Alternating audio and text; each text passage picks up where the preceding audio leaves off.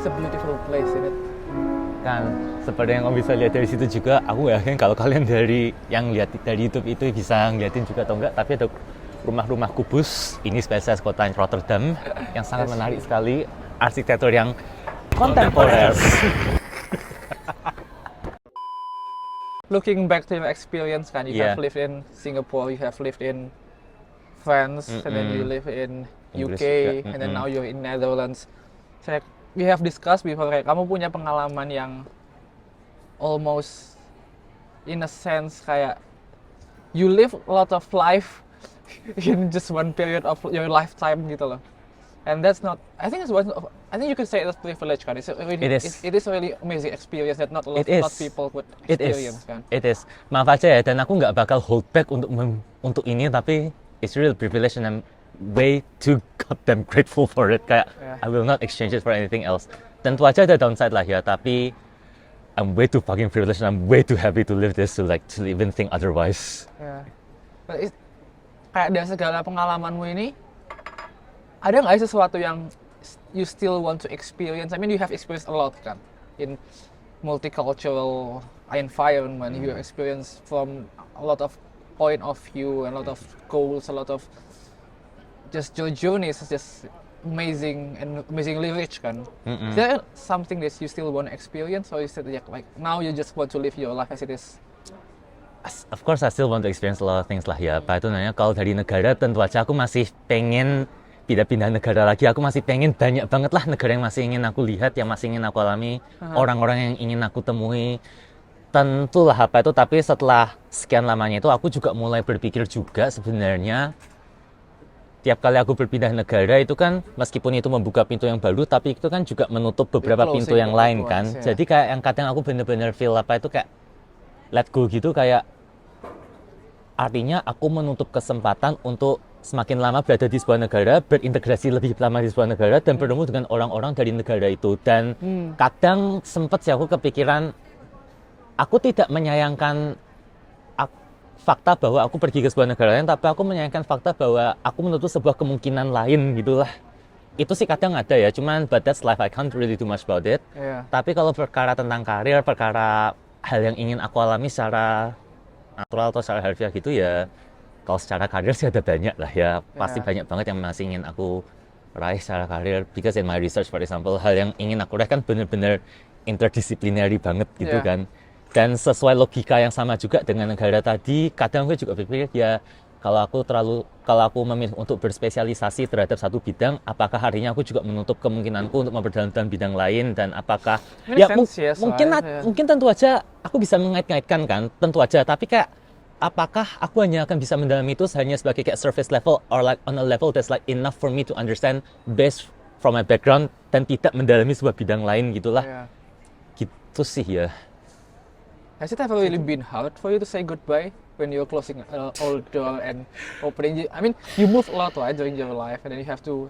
I mean, kayak kamu bilang you left Singapore and then you have to leave just everything behind you and you start a new life in France, and then you have left France and you move to Netherlands. Has it ever been really hard for you? I mean, at the beginning, of course, it's hard. Like, of course, it's difficult, and like, of course, like I have to say all goodbye to my friends, to the comfort, and to that other future that I could have pursued, or like that alternate life that I could have been. Tapi ya setelah sekian lama ini ya mau nggak mau aku juga harus belajar untuk menerima dan mensyukuri bahwa ya semuanya adalah privilege, semuanya adalah anugerah, dan ya coba aja untuk ride the adventure lah. Tentu aja sedih, tentu aja apa itu namanya, harus ada akhir dari sesuatu, tapi perpisahan juga adalah permulaan dari sesuatu yang baru kan. Jadi ya aku ya mencoba mencoba mereframe pikiranku dengan gitu aja lah, untuk mendorong aku untuk maju. Dan satu hal yang benar-benar memotivasi aku dan membuat aku untuk maju adalah fakta bahwa ujung-ujungnya teman-temanku yang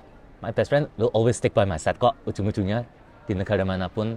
Dan itu benar-benar memotivasi aku untuk melakukan yang terbaik lah dan menjadi the best version of my life dimanapun, of myself, dimanapun aku berada. Yeah, I mean, the ones that will become your friend, they will stick, right? Even if you live, I don't know, 1,000 miles away. That's kind of what I realized, dan ya tentu aja aku juga tidak bisa mengharapkan segalanya. Aku juga nggak tahu apakah kita akan tetap jadi teman apa itu 10-20 tahun lagi ke depan. Cuman selagi mereka masih memilih untuk jadi temanku dan selagi aku masih memilih untuk menjadi temannya mereka, aku akan melakukan yang terbaik untuk bisa menjadi sahabatnya mereka lah, dan aku juga tahu mereka akan melakukan yang sama kok untuk aku. That kind of mutual trust that you need to Iya, have in any kind of relationship. Will you stop someday? Maybe Have you ever I really don't thought know. about it though? I thought about it a lot, but like gimana ya? Banyak banget senario yang masih bisa hadir karena itu kan. Karena di satu sisi ya juga awalnya ketika aku mulai pergi-pergi gitu, aku juga berpikir ya mungkin aku juga akan berhenti suatu saat kalau misalkan aku menemukan pasangan atau memutuskan untuk berumah tangga gitulah ya. Atau bahkan mungkin akhirnya aku capek dan aku memutuskan untuk berhenti. Tapi di satu sisi juga aku juga ingin menemukan seorang pasangan, contohnya apa itu yang juga bisa saling mendukung, yang juga bisa saling lama terpisah tapi juga tidak masalah. Dan kalaupun aku memutuskan untuk punya anak, aku juga merasa apa itu ya mungkin berada di suatu tempat ya juga tidak masalah. Mungkin untuk berdiam di suatu tempat tidak masalah, tapi menurutku akan menjadi sebuah hadiahku juga dari mereka untuk bisa memberikan mereka that international exposure juga kan. Jadi ya dan tidak. Kadang aku terpikir untuk berhenti, tapi aku juga masih belum mau berhenti. I mean, in the sense we are being too naive that just thinking kalau mau mengabdi or something is just like defending something on Twitter or social media because someone is offending your Of course. your country or something. I mean that is the extreme version. Maksudnya kayak That is social media, come on. Kayak apa sih yang nggak ekstrim di dalam medsos istilahnya? I mean kayak most people will consider kayak you give back to your nation by going back. Iya kan? And But is it always the best thing? Tidak kan? no. I mean, it is one of the way. Ya, betul. But it's not the betul. only way to do. Setuju. And you don't need to. We don't need to be successful to give back to our country. Kan. We could do it in our way. Tidak perlu harus kayak secara idealistis, harus pergi kembali, harus pergi ke kementerian, harus membangun ini, kayak contohnya dengan kamu, dengan Vivian, dengan Bianca, kalian tapi dari jauh, tapi kayak kalian membantu mengempower sumber daya dan generasi berikutnya kan untuk mengejar mimpi mereka. Itu kan juga suatu bentuk giving back kan istilahnya. Thank you so much though saying that. Kayak bener, I really feel that way. Dan itu kan bukti bahwa timnya kalian sendiri kan juga multinasional di banyak negara kan, dan itu juga membuktikan kalian tidak harus berada di negara itu dan harus kembali untuk bisa menggairahkan semangat anak-anak generasi berikutnya kan istilahnya. In a sense, yeah, you're not wrong. Throughout your journey, is there something that you wanna change? If you want to make a decision differently? Something that you regret and you maybe want to try something else instead of doing what you decided to?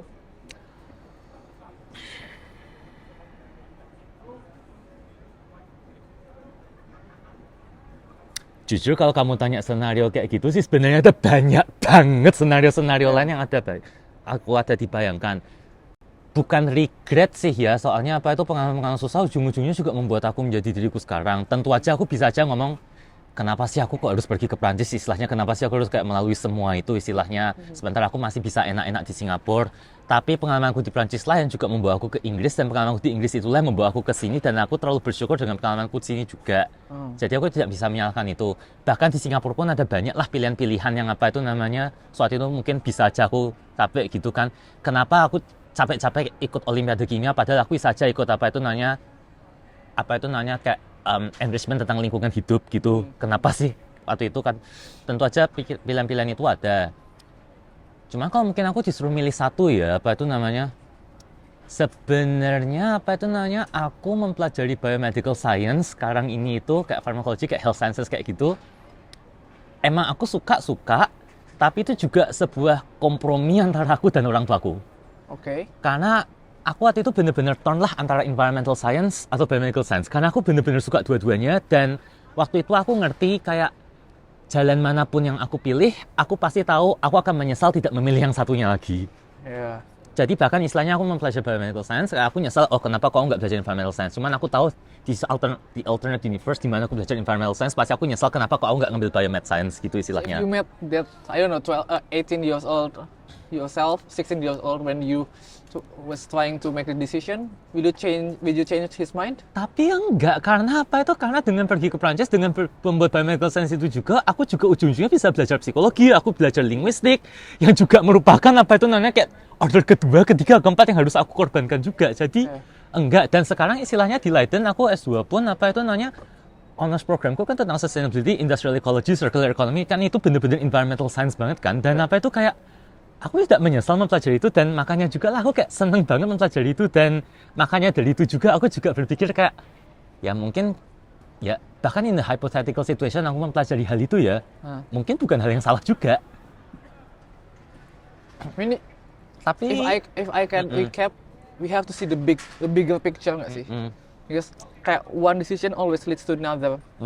Kayak how we regret or not, is maybe we regret like only one event, but we cannot say like we regret everything that leads us to this position. Iya, dan I know this sounds really corny lah, apa itu cuman in this 24 years of my life gitu lah ya, dalam 24 tahun hidupku, aku bener-bener kayak di titik dimana aku merasa paling bahagia dalam hidupku lah, aku bener-bener merasa sangat bersyukur atas hidupku. I feel the most grateful, the happiest like I've ever been.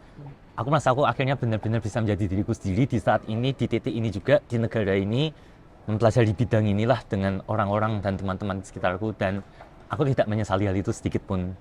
Is it the most important thing for you right now? Being happy and being yourself? I won't say being happy and being myself lah ya, apa itu namanya kayak, tapi di dalam jeda waktu 1 tahun atau 2 tahun ini kayak penting lah untuk aku untuk kayak benar-benar recuperate and finding my own goals again, dan mendapatkan motivasi kembali itu lagi untuk mencapai goal berikutnya. Yeah. And you are not gaining traction right to it. Akhirnya kayak setelah lama gitulah, setelah lama nggak merasakan ini, akhirnya aku merasa tergairahkan lagi gitulah, dan itu penting untuk aku, menurutku. I think one last thing that I could add to your amazing story is I really admire the way, I mean your courage too. I really admire that. Kayak how you just have that courage to live something that you're really comfortable with and gamble it on something that you don't know. In a sense, it's gambling, right? It is lah. Yes sih. And what I admire more itu nggak cuman kamu berani buat make that decision, but you really are able to face the consequences of it. Kayak when you move to France, you make that gamble kan, moving to France. Banget. And right now you're actually looking back, you didn't enjoy your time in France. Nope, not at all. Nope. But it doesn't let you down. Because I mean, yeah, maybe there's time that it will let you I down. won't say it won't let me down, karena bener-bener ada time it really let me down, bener. But you have the courage to face it, and now I just have to move forward. Like there's no other option but to move forward, right? Dan bahkan kamu berdiam diri pun itu lebih baik daripada mundur, itulah. Tapi bahkan kamu mundur pun itu juga bukan sesuatu yang jelek, karena kamu mundur tapi lebih baik daripada kayak mundur terlalu belakang. Tapi bahkan kamu mundur ke belakang pun mungkin juga ujung-ujungnya kamu akan melesat. Jadi ya, tapi bahkan kamu mundur pun ya itu ya juga namanya naik turunnya hidup. Jadi ya enggak, everything will fall into its place when it's already time. That's really wise sih. Soalnya buat aku juga masih kadang susah untuk mempercayai itu, tapi it's also something I need to work on to believe in it lah menurutku ya. It will. Ya.